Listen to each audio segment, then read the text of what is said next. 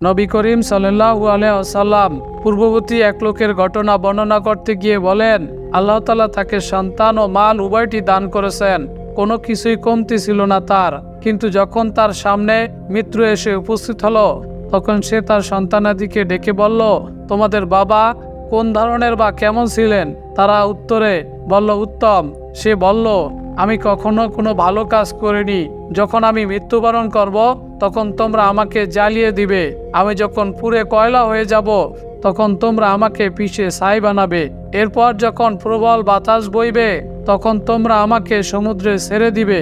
কেননা আল্লাহ তাআলার কসম, যদি আমার রব আমাকে পুনরুত্থানে সক্ষম হন, তাহলে তিনি আমাকে এমন আযাব দিবেন যে আযাব কাউকে দেননি।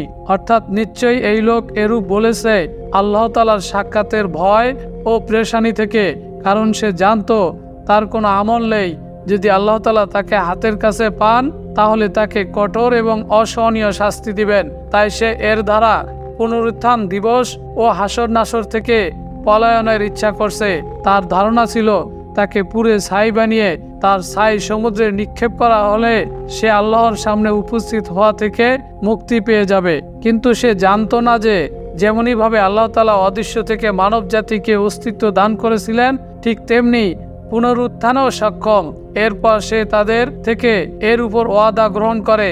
অতঃপর যখন সে মৃত্যুবরণ করে, তখন তারা তার সাথে অনুরূপ কাজ করে এবং তাকে পুরানো ছাই ঘূর্ণিঝড়ের দিনে ছেড়ে দেয়।